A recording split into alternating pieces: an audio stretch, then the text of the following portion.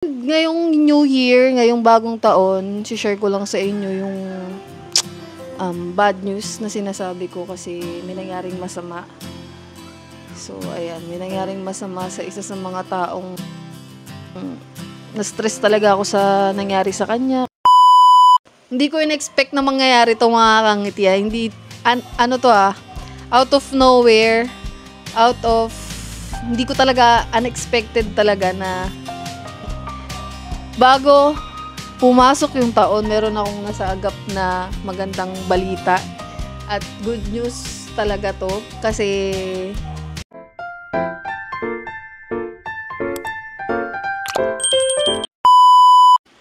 hello mga kangiti! So welcome back ulit sa ating YouTube channel. And for today's vlog is meron akong share sa inyo na isang good news tsaka isang bad news. So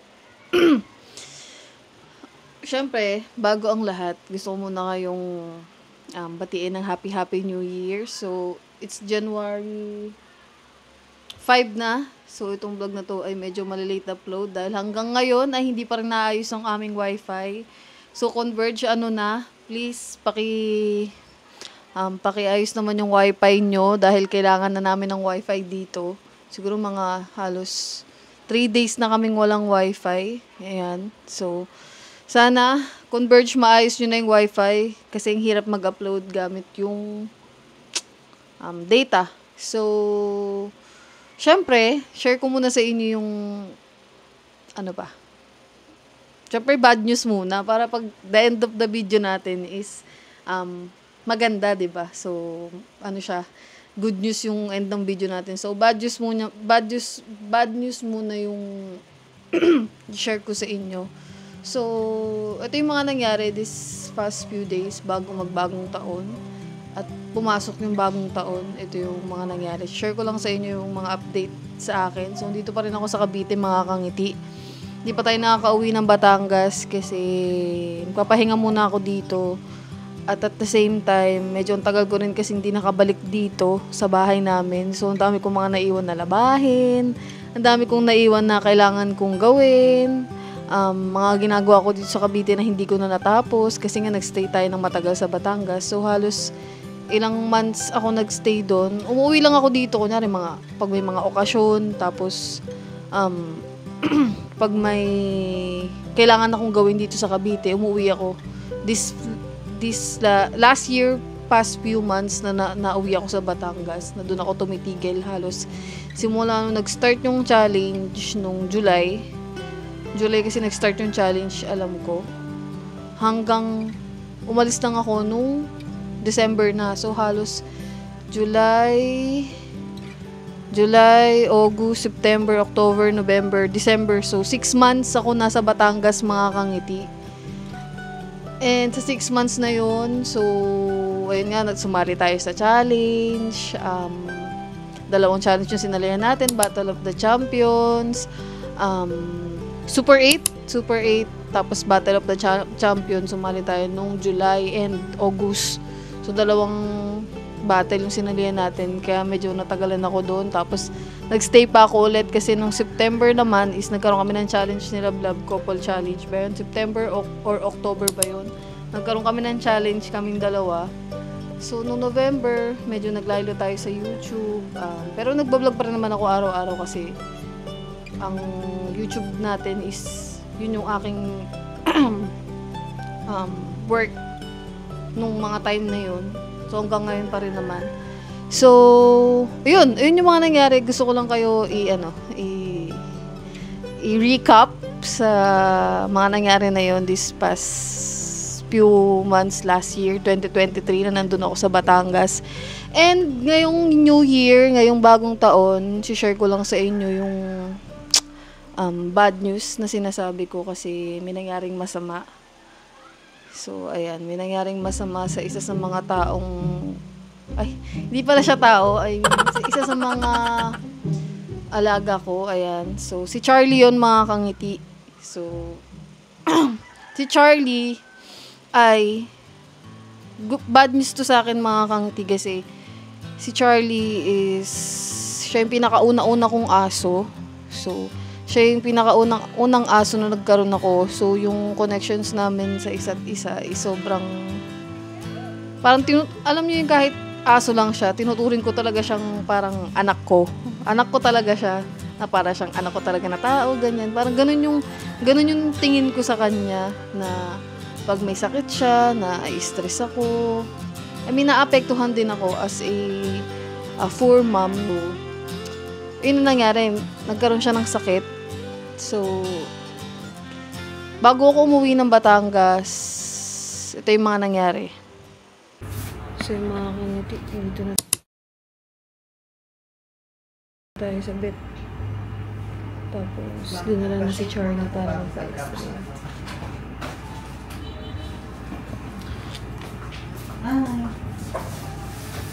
Love.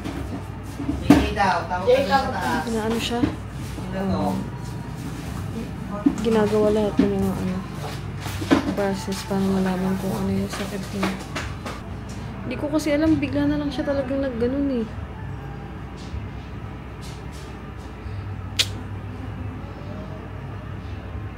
Yun, sabi ng doktor, bumalik daw yung dati niyang sakit ulit sa balat. Ang nangyari sa kanya kasi mga kangiti, bago kami umuwi ng Cavite, sa Batangas pa lang, 2 araw bago kami umuwi, napapansin ko na merong para siyang inuubo, na para siyang nasusuka, na wala namang lumalabas na suka nung unang araw. Nung pangalawang araw, nauubo siya, tapos meron ng suka. Sinusuka niya na yung kinakain niya.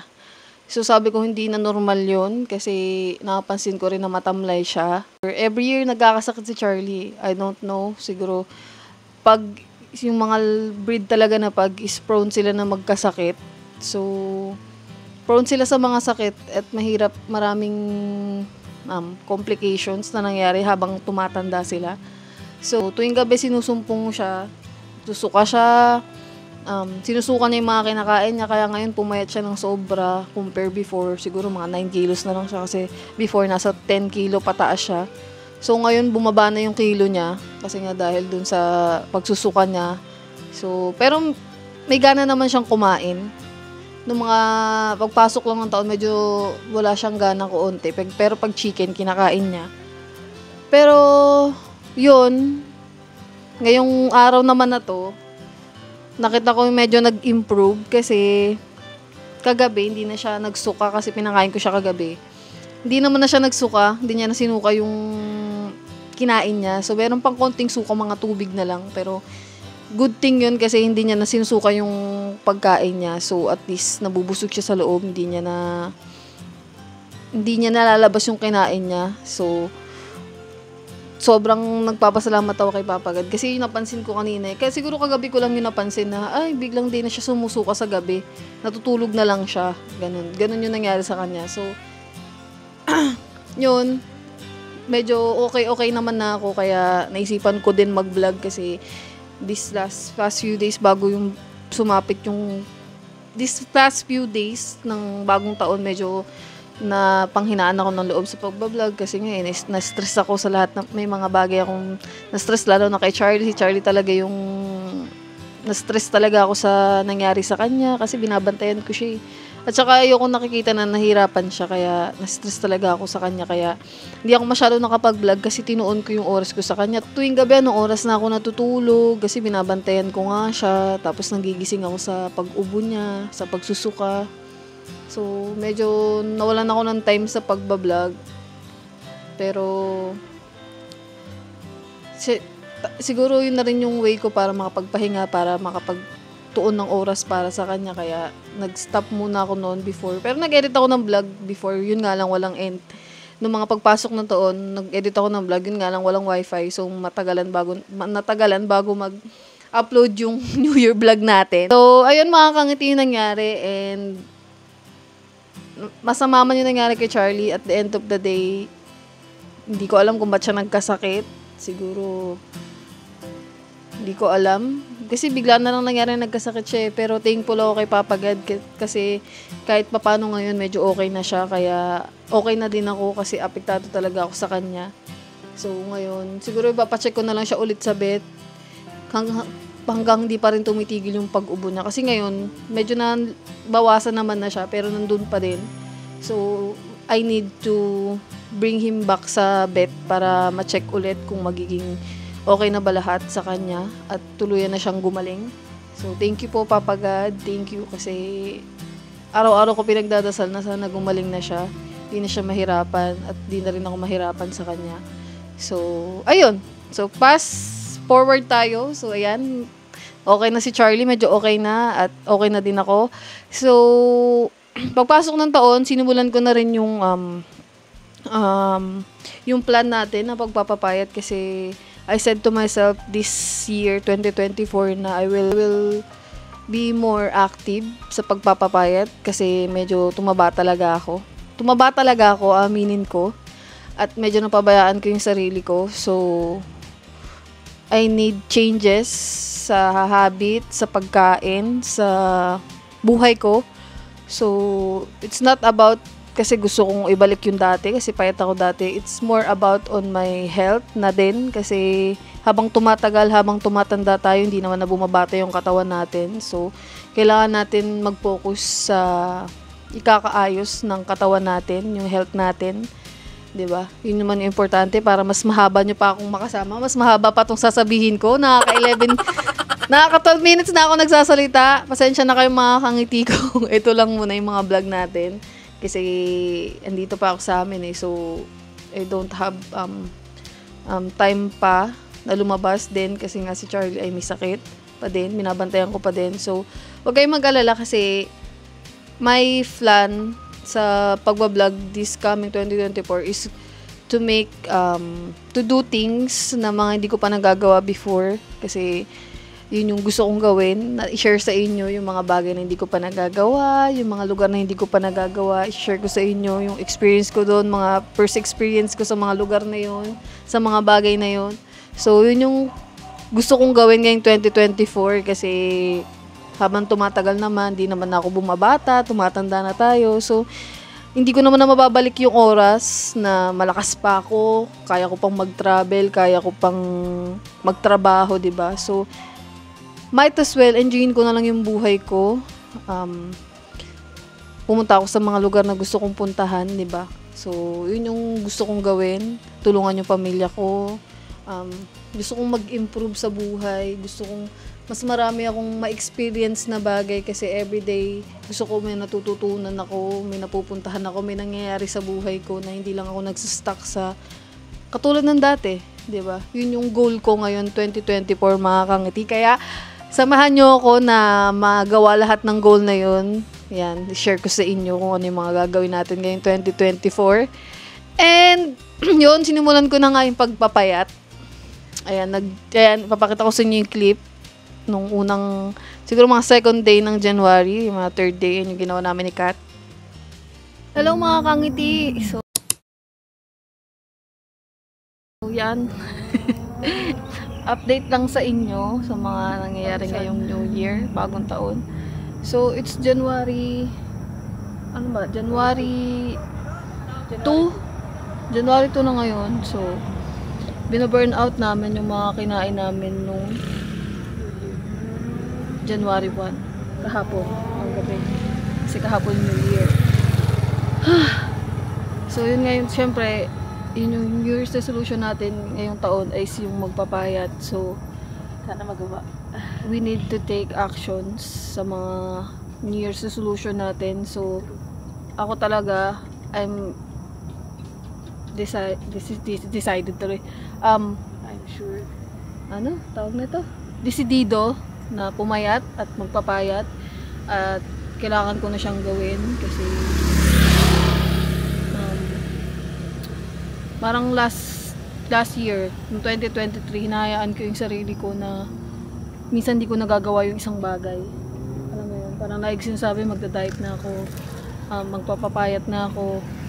But at the end of the day, hindi ko siya nagagawa. So, wala akong control sa pagkain ko. So, this year, 2024, kailangan natin magbago.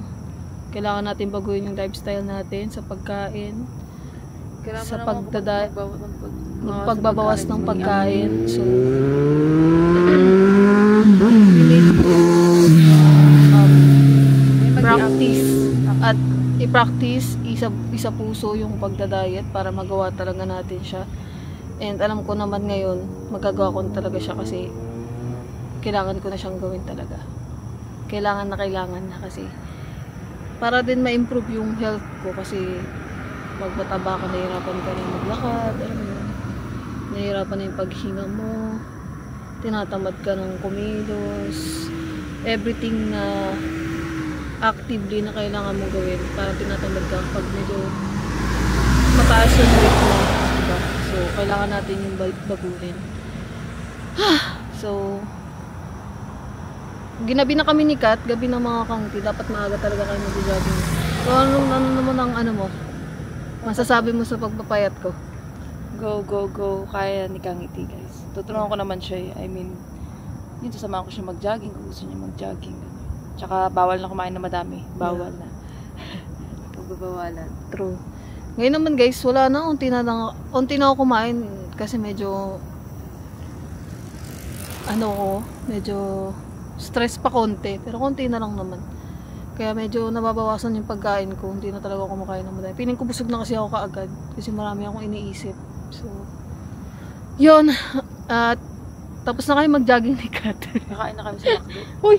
Wala nang kakain sa McDo. It's a no-no na. Pag kailangan pag nag-jogging tayo, water lang. True. Oh. Walang aangal. Uy, di ako. Water lang ha. Lang ako. It's water lang, guys. Hindi na ako diet na ako. No McDo muna. Kasi para hindi naman masayang yung ginagawa natin pag-jogging. Kasi ganun laging ginagawa namin before. Pagtas namin mag-jogging, magmamakdo kami. Which is mali yun. Huwag nyo yun gagayahin, guys. So, kailangan na namin yung baguhin. So, ngayon, hindi na kami kakain ng McDo pagkatapos namin mag-jogging.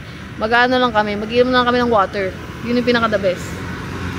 The best, yes. Water or coffee, ganun. Yun na yung pinaka-the best. Black coffee, ganyan. Yun na lang yung best na kailangan namin gawin. Kailangan namin tanggalin yung mga bad habits namin before. Palitan namin ng bago ngayong 2024. So, nagpapahinga lang kami saglit, guys. And after nito, punta na kami sa Southwoods Mall. Dito kasi ngayon sa Southwoods Mall, guys. So, ito lang naman kasi yung joggingan sa amin. Dahil ko naman yung sinasabi sa inyo na ito lang naman yung joggingan sa amin. At di ko kasi nadala yung treadmill ko, naiwan ko pa rin sa Batangas. Di ko pa rin siya nagagamit. Ang tagal na, ilang buwan na. Siguro mga 2 months ko na siya hindi nagagamit. Hindi ko pa rin siya nabubuksan, mga kangiti. Kasi yung hirap buksan sa bukid. Kasi nga maalikabok, so baka masira yung treadmill. Pero bahala na. Siguro uwi ko na lang yun dito sa Cavite. Kasi baka magstay pa ako dito ng matagal. Para makapagpahinga pa ako, makapag-diet. Alam niyo yun, guys. So, baka mag-grocery na lang kami ni Madam ng mga pagkain. Kasi last time naman, di ako masyado nakapag-grocery. Kasi yung grocery lang naman natin is yung sa New Year lang na handa namin. So, ngayon, mag-grocery tayo ng pagkain. So, pagpasensyahan nyo na, guys. Kung ito lang muna yung mga vlog natin for the meantime. Ayan, babawi na lang ako sa inyo. Pag medyo okay na ako. Ayan. Okay na si Charlie. Kasi masama pa rin yung lasa niya. And so, yun, guys. Siguro hindi na rin kayo magtatagal. We need to go out na kasi gagabihin na kami sa pag-uwi. So yun guys, ayan. Hopefully matapos ko, magawa ko yung target plan ko sa pagpapapayat. And I will make it sure na magagawa ko yun kasi kailangan ko ng anihin yung sarili ko talaga. Bubulal ako. Ipursige yung sarili ko sa bagay na yun dahil yun yung pinakakailangan ko ngayon. So, move forward tayo sa good news. So, ito, share ko lang sa inyo kasi bago pumasok yung taon, meron akong nasaagap na magandang balita. At good news talaga to kasi hindi ko in-expect na mangyayari to, mga kangiti. Hindi, out of nowhere, hindi ko talaga, unexpected talaga na ito na nangyari to. So, yung unexpected na nangyari na yun is yung nasama tayo sa vlog ni Gio. So, grabe mga kangiti, nakakatuwa kasi pin-upload yun ni Gio nung New Year. So, ang dami nagko-comment sa ano ko, sa share ko lang sa inyo yung ano ko, reaction and my opinion at kung gaano ko natutuwa. So, pagpasok ng taon, ay madami nagko-comment sa ano ko. Hindi ko pa, pero nakasubscribe ako kay Gio. Hindi ko lang masyado pa napapanood nga kasi nga busy ako nung New Year kasi dami nating ginawa dito sa house. So, yun. Ang dami nagko-comment sa ano ko, sa mga sa community ko, sa vlog ko na nasa vlog ka ni Gio-ong, ganyan, nasa vlog ka ni Gio-ong, nakita kita sa vlog ni Gio-ong. So, ako naman, sabi ko, ha? Sabi ko, hindi ako nag-comment doon. So, agad-agad, kinuha ko yung cellphone ko, tapos tinignan ko yung vlog ni Gio-ong. So, naka-upload na nga yung, ano, yung meet and greet nila. Kasi nga, di ba, pumunta tayo sa meet and greet, kasama natin si Lablab, yung si Halpok, si Kure, si Kat. So, edi yung pinuntahan ko. Pinuntahan ko yung vlog ni Gio-ong. Tapos, nakita ko, nandun nga ako. Oh my God. Sabi ko, oh my God. Yung feeling na nahihiya ako, tapos natutuwa at the same time. Kasi, ang daming makakapanood sa'yo. Million yung mga nanonood kay Gio-ong na makikita yung vlog mo. Kasi, siguro naman halos lahat ng nanonood kay Gio-ong, tinatapos talaga nila yung vlog. So, kahit yung seconds na nandun ako, makikita ako ng milyong tao na nanonood sa kanila. So, yung reaction ko talaga nun, nahihiya ako natutuwa na hindi ko ma-explain yung naramdaman ko, pero nangingibabaw yung tuwa ko kasi sobrang unexpected. Hindi ko akalain na isasama nila ako doon sa vlog nila kasi ano muna tayo, a little background doon sa nangyari na yun. So, kukwento ko lang sa inyo bago nangyari yung video na yun na in-interview kami. So, andun nga kami sa meet and greet, kasama natin yung mga aswang, si Lablab, ayan. Tapos may mga nag-iikot-ikot doon na mga cameraman, siguro cameraman nila Gio-ong, ayan, ng Ong Fam. So, parang nag-aano sila, parang nag-i-interview ng mga tao, yung mga Ong Fam na nandun, yung mga kamag-anak na nandun. So, may mga ini-interview sila. Tapos, si Kuya, yung isa doon na nag-cameraman na mabait, na ano ko siya, parang feel ko sa kanya mabait siya kasi ngumingiti siya sa amin, ganyan, ganon. Tapos biglang, sa amin tinapat yung camera, tapos, sabi kung pwede daw interview, ganyan, ganon. Tapos sabi, daw yung ambag ng, parang ambag nila Gio-ong ng Ong Fam sa buhay namin. Parang ganun yung parang question dun sa interview na yun. Actually, mga kangiti, mahaba yung sagot ko dun kasi mahaba yung sinabi ko dun na medyo nakalimutan ko na nga yung mga sinabi ko na na-inspired ako sa kanila kasi gusto ko rin magkaroon ng adventure sa buhay ko katulad nila na ginagawa nila. So, nakikita ko na mabuti silang tao, nakaka-inspired sila. Marami pa akong sinabi doon. So, medyo yung sa video na yun, ayan, papakita ko sa inyo ito. Ayan. Diyan, muna. Shit, grateful ako at nandito ako makita ko sila ngayon. Sabi ko lang dyan na excited na ako makita sila. Yun na yung last na mga sinabi ko. Pero before that, marami akong sinabi. Siguro, hindi na masyadong narinig kasi medyo maingay dun sa MOA.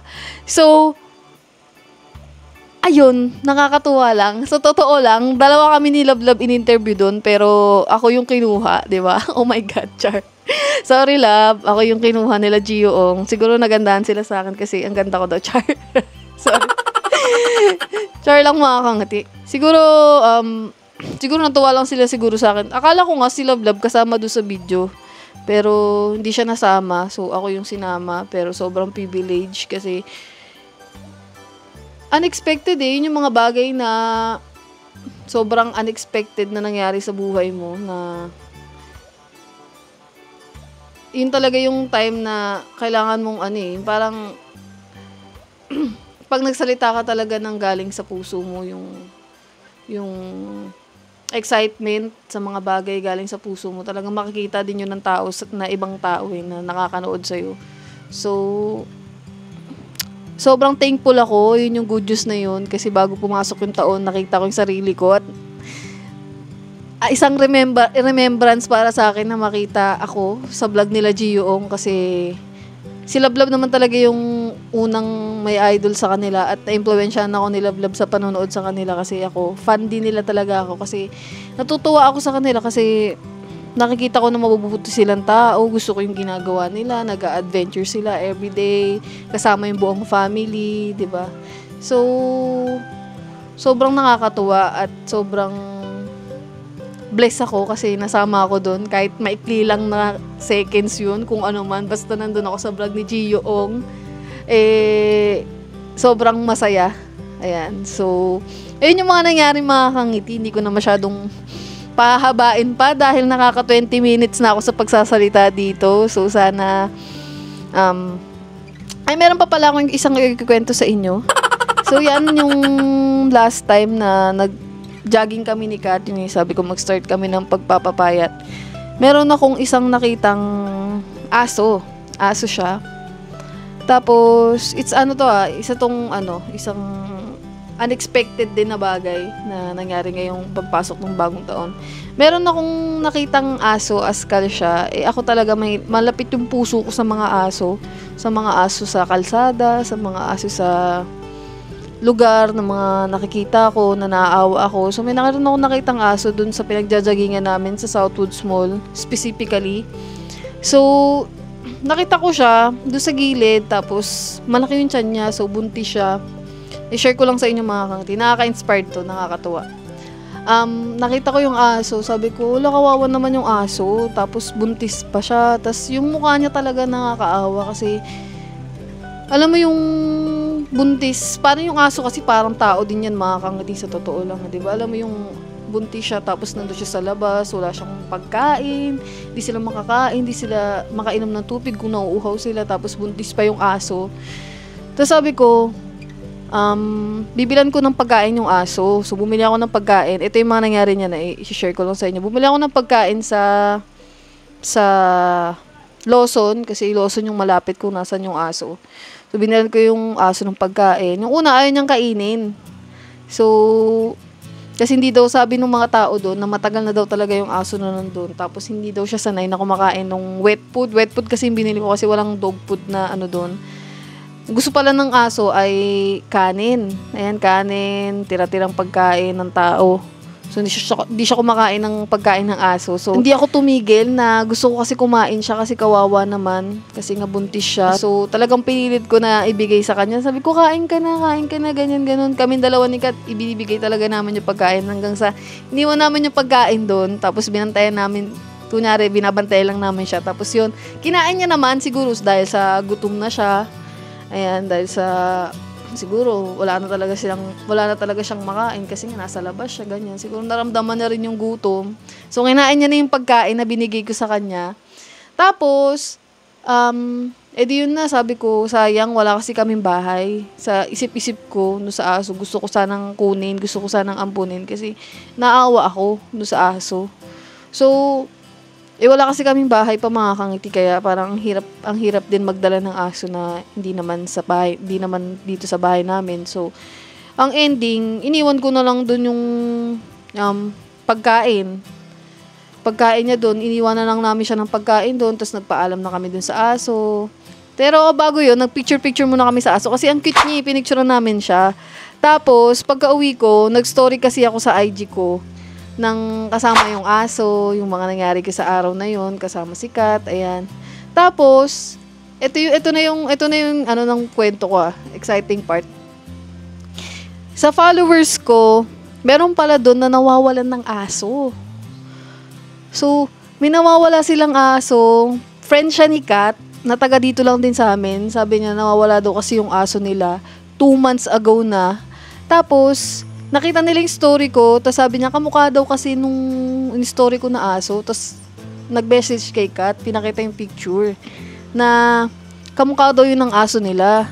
Tapos sabi namin ni Kat, yung aso na yun, stray dog siya, tapos andun siya sa Southwoods Mall. Tapos sabi ni si A yun yung kaibigan ni Kat, na sisilipin niya daw yung aso, baka yun nga daw yung aso nila, na hinahanap nila 2 months ago na kasi nakawala daw, umalis daw sa kanila, lumayas. Hanggang ngayon na hinahanap pa rin nila. Tapos, yun, kinabukasan, nagulat kami kasi yung aso na nakita namin dun sa Southwoods Mall, andun na sa kaibigan ni Kat. So, yung pala, yun pala talaga yung aso na hinahanap nila, yung aso nila na nawawala. Kaya sobrang tuwang-tuwa kami noon na sobrang nagulat kami kasi 'di ba out of nowhere, nag-post lang ako sa IG ko ng aso tapos may nakakita na yung pala hinahanap nila yung aso nila, may nawawala silang aso, 'di ba? Sobrang nakakatuwa lang na alam mo yun dahil alam niyo yun mga kangiti na yung isang dahilan lang na yun na pinost ko yung aso tapos tinulungan ko yung aso. Nakatulong ako sa kanya. Kasi natulungan ko siyang makabalik sa pamilya niya, 'di ba?